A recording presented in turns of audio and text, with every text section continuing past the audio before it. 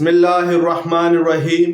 अस्सलाम वालेकुम dear 9th class के स्टूडेंट आज के लेक्चर में हम लोग यूनिट 3 स्टार्ट करेंगे मैथमेटिक्स की।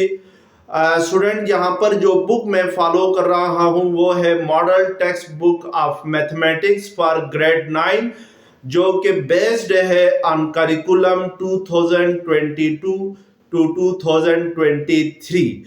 स्टूडेंट जो फेडरल बोर्ड में जो बुक फॉलो की जा रही है वो यही बुक फॉलो की जा रही है, न्यू सिलेबस है। तो इसका यूनिट नंबर 2 तक हमने कंप्लीट कर लिया था, तो आज हम इसका जो यूनिट 3 है उसको स्टार्ट करेंगे। स्टूडेंट आपसे गुजारिश की जाती है कि मेरे चैनल को सब्सक्राइब करें, बेल आइकन को क्लिक करें, वीडियो को लाइक करें, शेयर करें, कमेंट्स करें। Thank you very much. तो आइए देखते हैं कि यूनिट 3 की एक्सरसाइज 3.1 क्या है। तो एक्सरसाइज 3.1 में जो मेन टॉपिक है वो है आपके पास वेन डायग्राम का है। तो स्टूडेंट यहाँ पर हम एक्सरसाइज को अटेम्प्ट करने से पहले ये चेक करेंगे कि वेन डायग्राम होती क्या है और इसको कैसे कंस्ट्रक्ट किया जाता है, यानी जो वेन डायग्राम है वो कैसे बनाई जाती है। क्वेश्चन नंबर 1 देखते हैं पहले। तो क्वेश्चन नंबर 1 आपके सामने मैंने जहां पे लिखा हुआ है एक्सरसाइज 3.1 का, shade A union B intersection C, A intersection bracket B union C and A union bracket B union C. Last one है A intersection bracket B intersection C using following Venn diagram. यानी question number 1 के अंदर आपके पास Venn diagram बनी हुई है।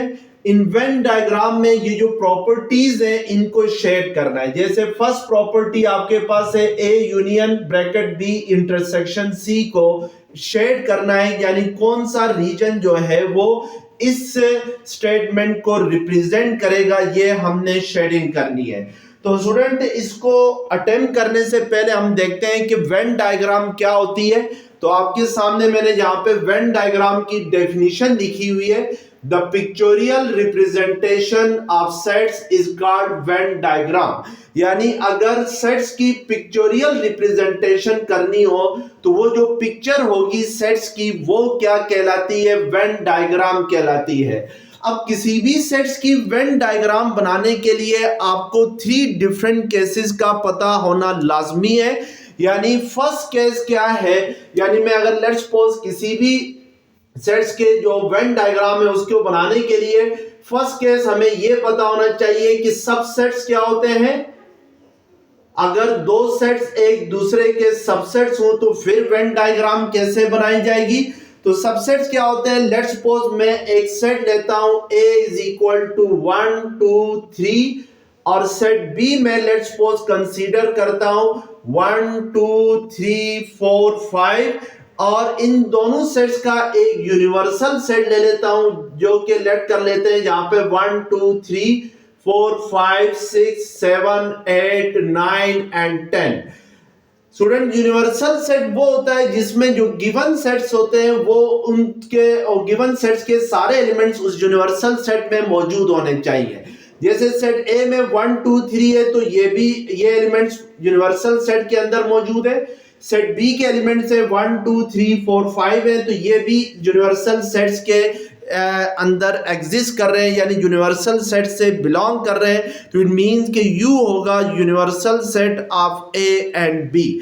अब इनकी वेन डायग्राम कैसे बनाई जाएगी, तो वेन डायग्राम बनाने के लिए हमेशा याद रखें कि जो सबसेट्स होते हैं उनके लिए सर्कल बनाया जाता है और जो यूनिवर्सल सेट होता है उसको रेक्टेंगल के साथ रिप्रेजेंट करते हैं।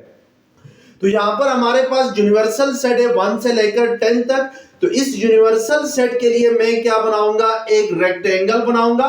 ये जो रेक्टेंगल है ये यूनिवर्सल सेट U को रिप्रेजेंट करेगी। अब इस यूनिवर्सल सेट के जो सबसेट हैं A और B, इन दोनों को हम कंस्ट्रक्ट करेंगे in the form of circle inside the rectangle जो कि यू को रिप्रेजेंट करती है। अब स्टूडेंट यहाँ पर सर्कल बनाने से पहले सेट ए और सेट बी के लिए हम ये देखते हैं कि सेट ए और सेट बी का एक दूसरे के साथ क्या रिलेशन है। आइदर सेट ए जो है वो सेट बी का सबसेट है या सेट बी जो है वो सेट ए का सबसेट है। तो हमें नजर आ रहा है कि सेट ए का हर एलिमेंट सेट बी में मौजूद है, यानी सेट ए का 1 है तो वो बी के अंदर है, सेट 2 का सेट ए का सेकंड एलिमेंट 2 है तो वो बी में मौजूद है, सेट ए का थर्ड एलिमेंट 3 है तो वो बी में मौजूद है, और इसके अलावा सेट बी में 2 एलिमेंट्स और हैं 4 एंड 5 है। तो इट मींस कि यहाँ पर सेट ए जो है वो सेट बी का सबसेट है। सेट ए सेट बी का सबसेट कब होता है? जब सेट ए का हर एलिमेंट जो है वो सेट बी से बिलोंग करता हो, यानी if each and every element of set A belongs to set B, then set A will be a subset of set B होगा। तो अब सेट A और सबसेट है सेट B का, तो फिर इनके लिए वेन डायग्राम में इनको कैसे रिप्रेजेंट किया जाएगा ये देखेंगे। तो उसके लिए हम याद रखें कि पहले सेट B बनाएंगे और सेट B के इनसाइड जो है वो सेट A बनाएंगे।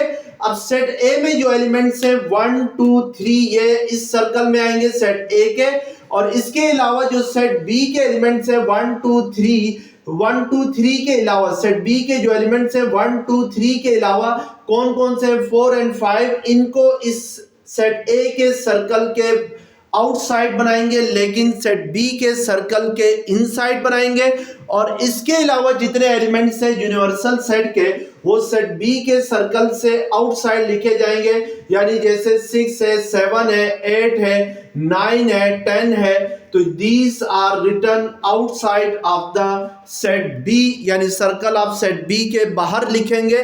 तो इसका मतलब है कि this is the Venn diagram when two sets are subset of each other. जब दो सेट्स एक दूसरे के सबसेट हो तो फिर वेन डायग्राम इस तरीके से बनाई जाएगी। अब सेकंड हम केस ले लेते हैं, लेट्स सपोज कि जब दो सेट्स एक दूसरे के ओवरलैपिंग सेट्स हों, यानी ये केस 2 हो जाएगा कि जब दो सेट्स ओवरलैपिंग सेट्स हों तो फिर वेन डायग्राम कैसे बनाई जाएगी। तो पहले हम ये देखेंगे कि ओवरलैपिंग सेट्स क्या होते हैं। ओवरलैपिंग सेट ये होते हैं स्टूडेंट कि दो सेट्स एक दूसरे के ओवरलैपिंग सेट्स होते हैं अगर दोनों में कुछ एलिमेंट्स कॉमन हो लेकिन दोनों एक दूसरे के सबसेट ना हो। जैसे लेट्स सपोज यहाँ पे सेट ए है 1 2 3 है, मैं सेट बी कंसीडर करता हूं लेट्स सपोज 2 3 5 7। अब यहाँ पे देखें कि ये जो दो सेट्स हैं सेट ए और सेट बी, ये एक दूसरे के सबसेट नहीं है। क्यों नहीं है? क्योंकि सेट ए का 1 जो है वो सेट बी से बिलोंग नहीं करता है। इसी तरीके से सेट बी का 5 और 7 सेट ए से बिलोंग नहीं करता है। तो इट मींस के A and B are not subset of each other, यानी जो ए और बी है वो सबसेट नहीं है एक दूसरे के। अब हमें सबसेट नहीं है तो फिर क्या है, तो हम चेक करेंगे क्या ओवरलैपिंग सेट है कि नहीं है। ओवरलैपिंग सेट कौन से होते हैं? जिनमें कुछ एलिमेंट्स कॉमन हो और कुछ एलिमेंट्स कॉमन ना हो।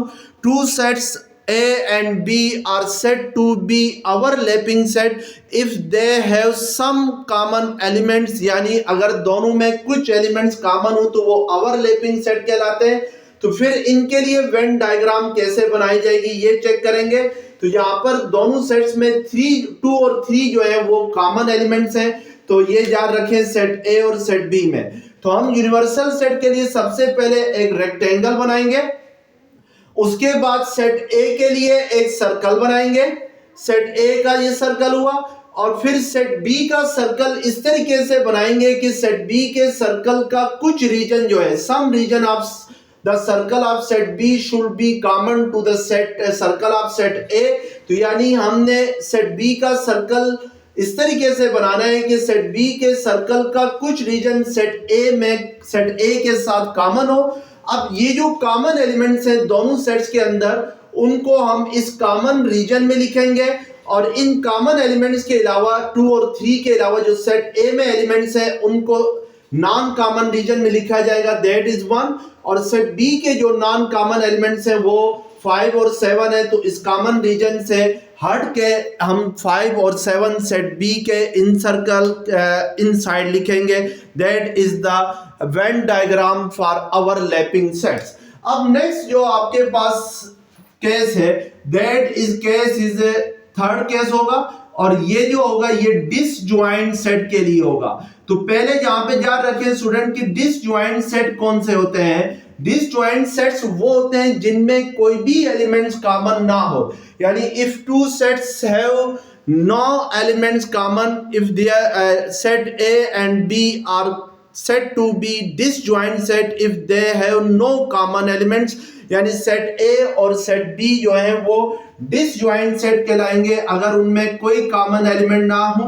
लेट्स सपोज सेट ए में कंसीडर करता हूं 1 2 3 और सेट बी में लेट्स सपोज कंसीडर करता हूं 4 5, तो ये इन दोनों सेट्स में कोई कॉमन एलिमेंट्स नहीं है, तो इट मींस के ए और बी डिसजॉइंट सेट होंगे। तो जब डिसजॉइंट सेट हूं तो वेन डायग्राम आपने कैसे बनानी है। तो वेन डायग्राम बनाने के लिए सबसे पहले यूनिवर्सल सेट के लिए रेक्टेंगल बनाएंगे, फिर सेट ए के लिए सर्कल बनाएंगे और इसमें सेट ए के एलिमेंट लिखेंगे 1 2 3, और सेट बी का जो सर्कल होगा उसको सेट ए के सर्कल से बिल्कुल सेपरेट बनाएंगे, अलग करके बनाएंगे। तो ये आपके पास, और सेट बी के अंदर जो सेट बी के एलिमेंट्स हैं वो आ जाएंगे, तो 4 और 5 आ जाएंगे। अब स्टूडेंट हमने नेक्स्ट यहाँ पे जो चीज देखनी है वो ये देखनी है कि ऑपरेशन ऑन सेट्स कितने होते हैं। तो याद रखें कि आपने छोटी क्लासों में भी पढ़ा हुआ है कि 3 तरीके के ऑपरेशंस होते हैं किसी भी दो सेट्स के ऊपर। यूनियन लेते हैं दो सेट्स की, यूनियन ऑफ टू सेट्स है, इंटरसेक्शन ऑफ टू सेट्स है, और डिफरेंस ऑफ टू सेट्स होता है। यूनियन ऑफ टू सेट्स क्या होता है कि दो सेट्स की यूनियन ये होती है कि union of two sets A and B is a set which contain all elements of set A and B, यानी सेट A की दो सेट्स की जब भी हम यूनियन लेते हैं तो फिर उस यूनियन में दोनों सेट्स के सारे एलिमेंट लिखे जाते हैं। जैसे मेरे पास ये सेट A है 1 2 3, सेट B है 2 3 5 7 है। मैं अगर इन दोनों की यूनियन ले लूं तो इसको मैं इस तरीके से लिखूंगा A union B। A union B में सेट्स A के भी एलिमेंट्स आएंगे और सेट बी के भी सारे एलिमेंट्स आएंगे, लेकिन जो कॉमन एलिमेंट्स होंगे उनको हम सिंगल टाइम लिखेंगे।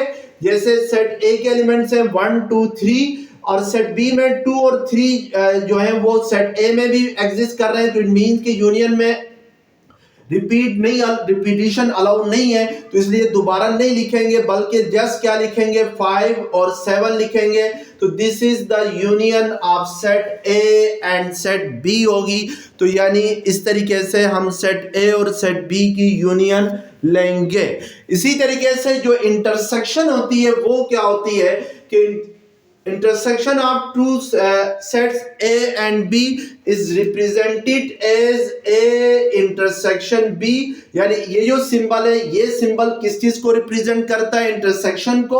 और हमेशा याद रखें कि A इंटरसेक्शन B जब भी करेंगे तो A इंटरसेक्शन B में सेट A और सेट B के कॉमन एलिमेंट लिखे जाएंगे। तो यहाँ पर सेट A हमारे पास है 1 2 3, इंटरसेक्शन सेट बी है 2 3 5 7 है। तो इट मींस के ए इंटरसेक्शन बी किसके इक्वल आएगा, ए इंटरसेक्शन बी इक्वल आएगा 2 और 3, क्योंकि दोनों सेट्स में जो कॉमन एलिमेंट्स हैं वो आपके पास क्या है 2 और 3 है। इसी तरीके से मैं अगर इन दोनों सेट्स की इंटरसेक्शन ले लूं तो इन दोनों सेट्स की इंटरसेक्शन एम्प्टी सेट आएगी, क्योंकि इन दोनों सेट्स में कोई भी कॉमन एलिमेंट नहीं है। जैसे सेट ए में 1 2 3 है, सेट बी में 4 5 है, तो इट मींस के there is no common element to set A and B, so A intersection will be A intersection B will be an empty set। empty set को आप इस तरीके से भी रिप्रेजेंट करते हैं या इस सिंबल के साथ भी रिप्रेजेंट करते हैं, जिसको हम क्या पढ़ते हैं 5 पढ़ते हैं। तो 5 रिप्रेजेंट्स फॉर एम्प्टी सेट। तो ये आपके पास वेन डायग्राम की एक शॉर्ट सी क्या थी इंट्रोडक्शन थी। अब हम इस वेन डायग्राम को यूज करके जो ऊपर स्टेटमेंट्स है इनको शेड करेंगे। पार्ट 1 में देखें स्टूडेंट, आपके पास जो वेन डायग्राम बनी हुई है वो ये सेट ए है, ये सेट बी है, ये सेट सी है। सेट ए और सेट सी में ये रीजन कॉमन है, सेट बी और सेट सी में ये रीजन कॉमन है, लेकिन सेट ए और सेट बी जो है ये दोनों डिसजॉइंट सेट है, इनमें कोई भी एलिमेंट कॉमन नहीं है। तो अब हमने इसको चीज को शेड करना है कि A union B intersection C कौन सा रीजन होगा ये चेक करना है। तो इसके लिए पहले हम बी इंटरसेक्शन सी को शेड करते हैं। तो बी इंटरसेक्शन सी कौन सा रीजन होगा ये चेक करते हैं।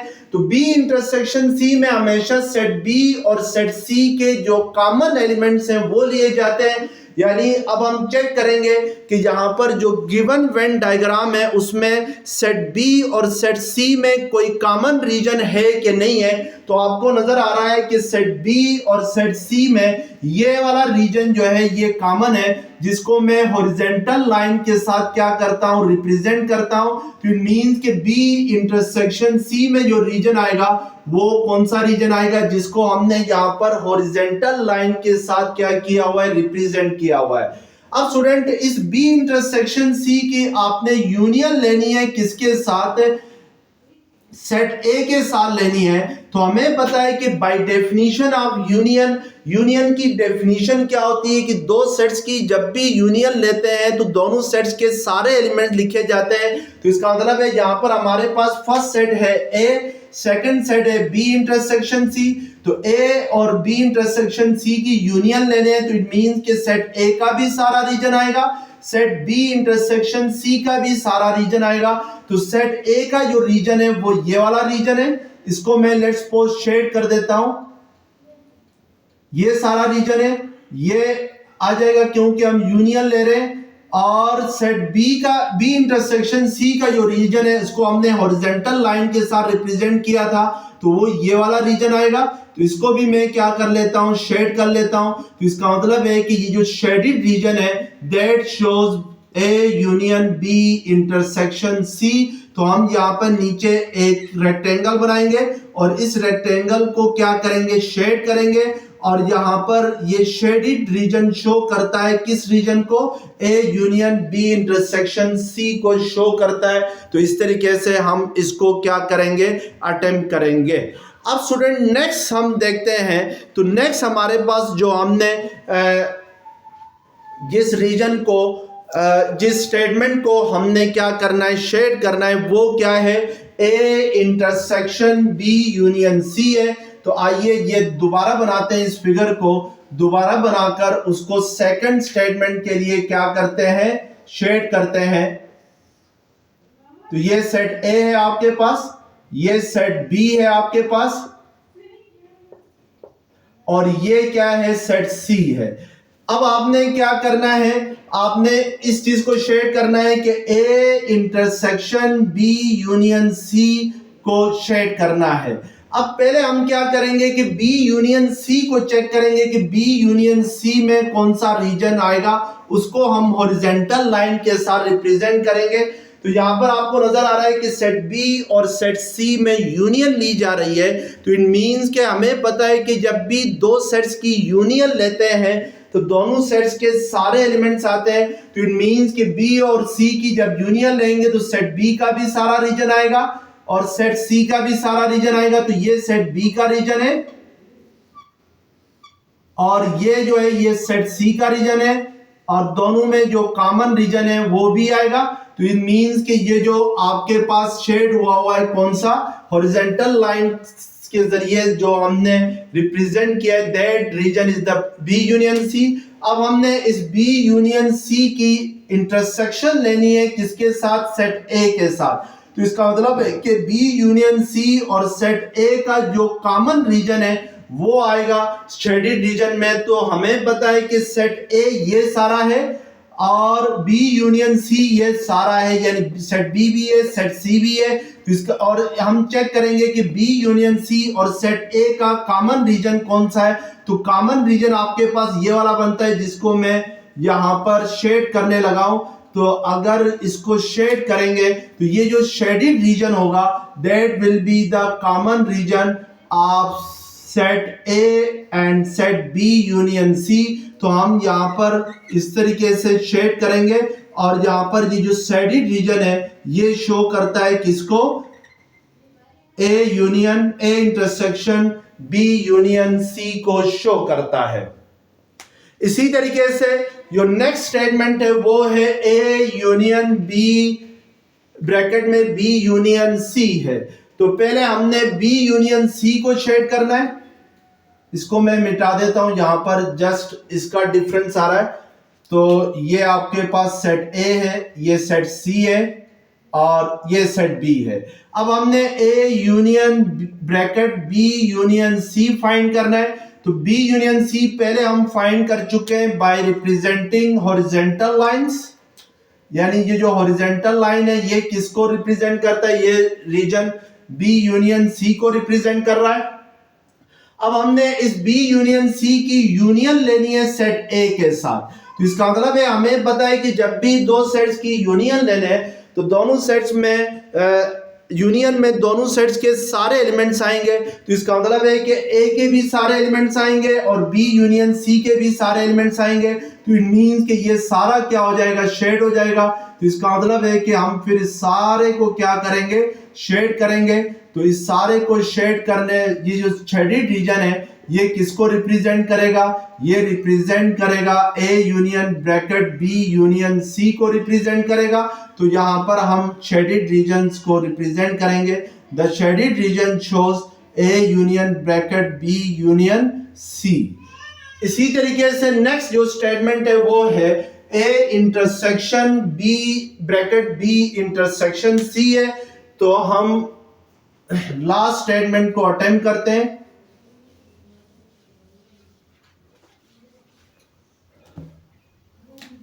ये आपके पास सेट ए हुआ, ये आपके पास सेट बी हुआ और ये आपके पास क्या हुआ, सेट सी हुआ।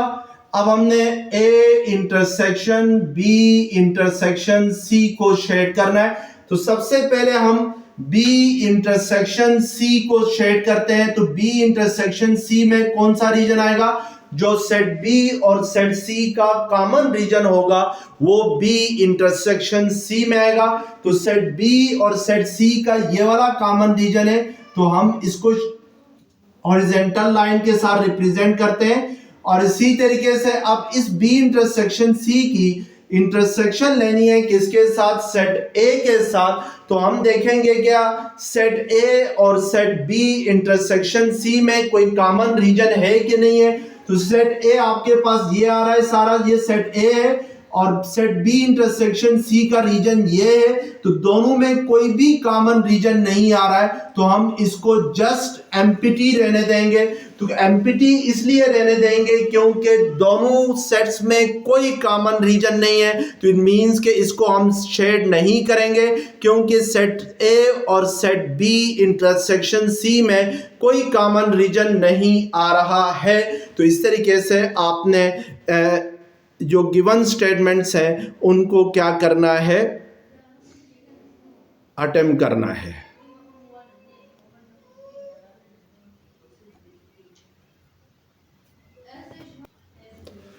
अब आपके पास पार्ट 2 है। इसमें पार्ट 2 में भी 3 सेट्स गिवन है student, set A B and C. तो आपको फिगर से नजर आ रहा है कि सेट ए जो है वो सेट सी का सबसेट है, क्योंकि सेट ए जो है वो सेट ए के लिए जो सर्कल है वो सेट सी के इनसाइड बनाया गया है। इसी तरीके से सेट बी और सेट सी जो है दैट आर ओवरलैपिंग सेट, क्योंकि इन दोनों में कुछ रीजन कॉमन है, ये वाला रीजन कॉमन है। और इसी तरीके से सेट ए और सेट बी जो है वो आपस में डिसजॉइंट सेट है, क्योंकि इन दोनों में कोई भी एलिमेंट कॉमन नहीं है। तो अब इसके लिए हम शेड करेंगे। तो फर्स्ट स्टेटमेंट हमारे पास है A union bracket B intersection C है। तो पहले हम बी इंटरसेक्शन सी के लिए रीजन फाइंड करेंगे और इसको हॉरिजॉन्टल लाइन के साथ शो करेंगे। तो बी इंटरसेक्शन सी में जो सेट बी और सेट सी का कॉमन रीजन है वो आएगा, क्योंकि इंटरसेक्शन में हमेशा कॉमन एलिमेंट लिखे जाते हैं। तो इट मींस के दीज एलिमेंट्स, ये जो सेट बी और सेट सी का जो कॉमन रीजन है वो ये वाला है। तो ये वाला रीजन जो है वो बी इंटरसेक्शन सी में आएगा, जिसको मैंने यहां पर हॉरिजॉन्टल लाइन के साथ क्या किया है, रिप्रेजेंट किया है। इसी तरीके से अब इस बी इंटरसेक्शन सी की यूनियन लेंगे किसके साथ, सेट ए के साथ। तो हमें पता है कि जब भी दो सेट्स की यूनियन लेते हैं तो दोनों सेट्स के सारे एलिमेंट लिखे जाते हैं। तो इसी तरीके से जब दो सेट्स की यूनियन वेन डायग्राम में लेंगे तो फिर दोनों सेट्स के सारे रीजन को शेड करना होगा। तो इसका मतलब है कि सेट ए बी शेड होगा,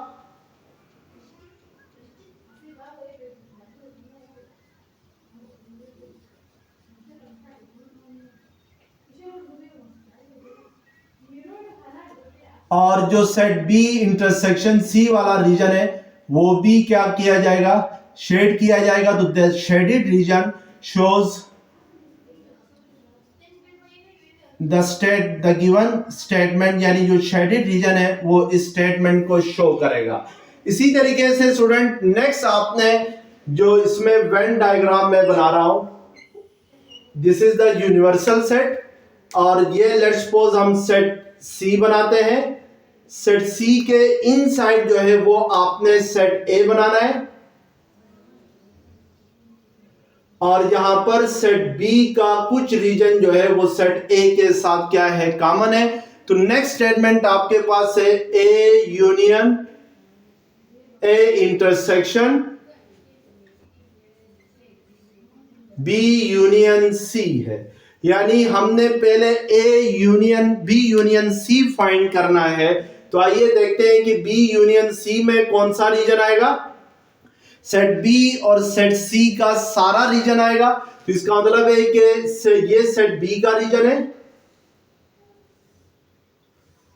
इसको हम हॉरिजॉन्टल लाइन के साथ शो करते हैं, और ये सेट सी का रीजन है क्योंकि सेट ए जो है वो सबसेट है सेट बी का, तो फिर सेट ए का भी रीजन सारा के सारा आएगा। अब हमने इसकी इंटरसेक्शन लेनी है किसके साथ, सेट ए के साथ लेनी है। तो हम देखेंगे कि सेट ए का रीजन कौन सा है, सेट ए का रीजन इसके इनसाइड है, और सेट बी यूनियन सी का रीजन सेट ए बी है, और इससे आउटसाइड जितना रीजन है वो सारा सेट बी यूनियन सी का है। लेकिन जो कॉमन रीजन है दोनों में वो जो ये वाला रीजन है, यानी सेट ए वाला रीजन जो है वो दोनों में कॉमन है। तो इसको हम क्या करेंगे, इसको हम शेड करेंगे और बाकी रीजन को रहने देंगे। तो इट मींस कि this region shows the given statement, यानी ये जो आपके पास गिवन स्टेटमेंट में जो रीजन आ रहा है वो शेडेड रीजन होगा। तो इसको हम शेड करेंगे। तो इस तरीके से हम इसको अटेम्प्ट करेंगे।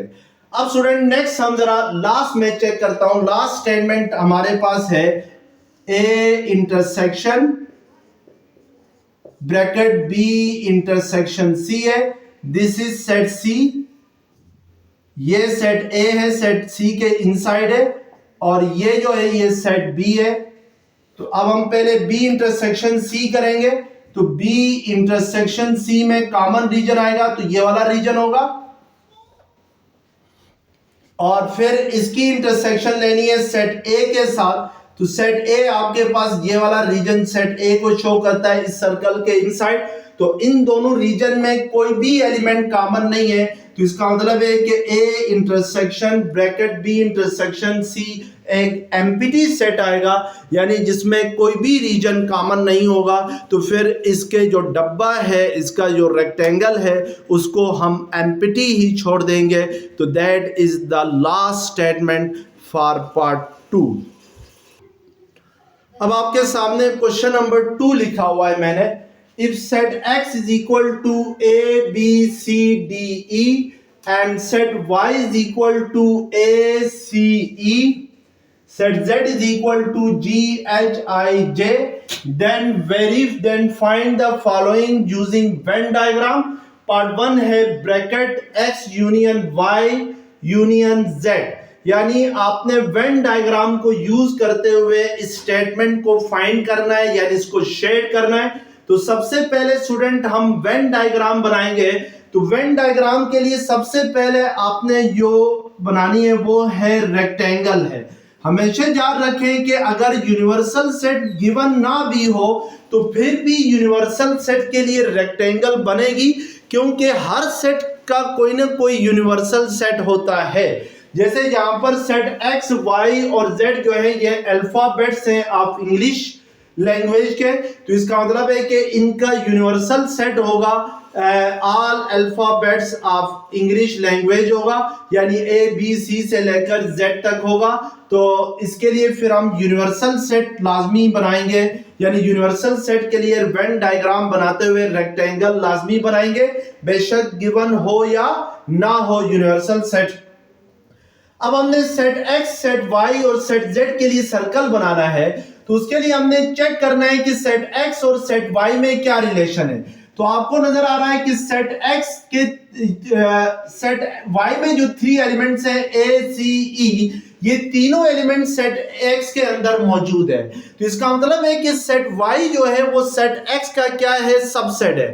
तो इट मींस कि पहले हम सेट एक्स बनाएंगे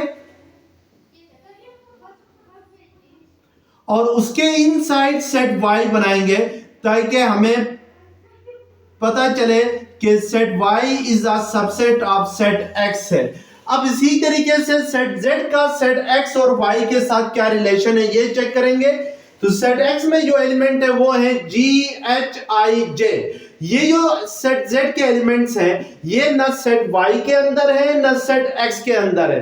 तो इसका मतलब है कि सेट एक्स और सेट जेड भी डिसजॉइंट सेट है, सेट वाई और सेट जेड भी डिसजॉइंट सेट है। तो इसका मतलब है कि सेट जेड को हम बिल्कुल सेपरेट करके बनाएंगे, तो इसमें जो एलिमेंट्स आएंगे वो जी एच आई जे आ जाएंगे।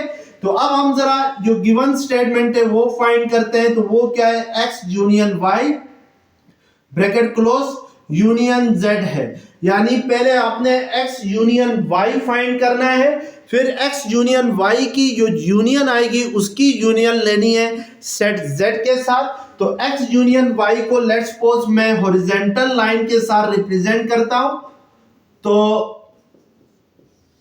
एक्स यूनियन वाई में सेट एक्स के भी सारे एलिमेंट्स आएंगे, सेट वाई के भी एलिमेंट्स आएंगे, और चूंकि Y is a subset of set X है तो इट मींस के ये सारा एक्स क्या हो जाएगा, शेड हो जाएगा। और अब हमने इसकी यूनियन लेनी है किसके साथ, सेट जेड के साथ। तो एक्स यूनियन वाई और जेड की यूनियन लेंगे तो इसमें एक्स यूनियन वाई के भी सारे एलिमेंट्स आएंगे और सेट जेड के भी सारे एलिमेंट्स आएंगे। तो इट मींस के इसको हमें सेट एक्स और सेट वाई को भी शेड करना होगा सारा।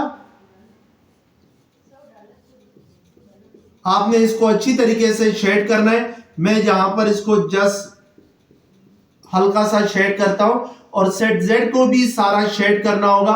तो that shaded region is X union Y union क्या होगा, जेड होगा। तो इस तरीके से हम इस रीजन को शेड करेंगे। अब स्टूडेंट नेक्स्ट आपके पास जो स्टेटमेंट है वो ये है कि पार्ट 3 में यहां पर करता हूं। तो पार्ट 3 में आपके पास है कि x intersection y bracket close intersection z है। तो हम वेन डायग्राम दोबारा से बनाएंगे यहां पर। तो यूनिवर्सल सेट के लिए सर्कल बनेगा और सेट x को बाहर बनाएंगे, सेट y को इनसाइड बनाएंगे, क्योंकि set y is a subset of set x, और सेट z जो है वो डिसजॉइंट सेट है टू x एंड y, तो इसको सेपरेट बनाएंगे। अब पहले हम जरा x इंटरसेक्शन y फाइंड करते हैं। तो हमेशा याद रखें कि x इंटरसेक्शन y में x और y का जो कॉमन रीजन है वो आएगा। तो x और y का कॉमन रीजन सिर्फ सेट y आएगा, क्योंकि y के सारे एलिमेंट सेट x के अंदर मौजूद है। तो हम इसको हॉरिजॉन्टल लाइन के साथ शो करते हैं। अब इसकी हमने इंटरसेक्शन लेनी है x इंटरसेक्शन y की, किसके साथ, z के साथ। तो हमेशा पता है कि हमें कि जब भी दो सेट्स की इंटरसेक्शन लेते हैं तो इंटरसेक्शन में दोनों का कॉमन रीजन आता है, यानी कॉमन एलिमेंट्स आते हैं। तो आपको नजर आ रहा है कि x इंटरसेक्शन y ये जो हॉरिजॉन्टल लाइन है ये है और सेट z ये है, तो दोनों में कोई कॉमन रीजन नहीं है। तो इट मींस कि इसको हम जस्ट एम्प्टी ही रहने देंगे और इसको मजीद सॉल्व नहीं करेंगे, क्यों द एम्प्टी रीजन शोस कि that there is no region for shading to the statement x intersection y intersection z। अब स्टूडेंट पार्ट 5 है आपके सामने, x union y intersection z है। तो हमने पहले x यूनियन y के लिए रीजन को शेड करना है, फिर इसका जो रीजन आएगा उसकी इंटरसेक्शन लेनी है किसके साथ, सेट z के साथ। तो x यूनियन y के लिए रीजन शेड करने के लिए हम उसको हॉरिजेंटल लाइन के साथ रिप्रेजेंट करेंगे जिसमें x यूनियन y वाला रीजन आएगा। तो x यूनियन y में सेट x और सेट y दोनों का सारा रीजन आएगा। तो इट मींस कि ये जो सेट x है इसको हम हॉरिजॉन्टल लाइन लगाएंगे क्योंकि y जो है वो सेट x का सबसेट है। अब इसकी इंटरसेक्शन लेंगे हम सेट z के साथ। तो ये आपके पास रीजन है सेट z का, ये आपके पास रीजन है x यूनियन y का। तो आपको नजर आ रहा है फिगर से कि दोनों में कोई कॉमन रीजन नहीं है क्योंकि इंटरसेक्शन में कॉमन रीजन आता है। तो इट मींस कि x यूनियन y और सेट z के अंदर कोई कॉमन रीजन नहीं है। तो इसका मतलब है कि it will be an empty set. तो ये कोई रीजन शेड नहीं होगा, तो इसको हम क्या करेंगे, एम्प्टी रहने देंगे। तो इस तरीके से हम क्या करते हैं, वेन डायग्राम का यूज करते हुए जो स्टेटमेंट्स गिवन स्टेटमेंट्स है उनके रीजन को शेड कर सकते हैं। तो स्टूडेंट जो नेक्स्ट क्वेश्चंस है उनको हम इंशाल्लाह नेक्स्ट लेक्चर्स में पढ़ेंगे। तब तक के लिए अल्लाह हाफिज़।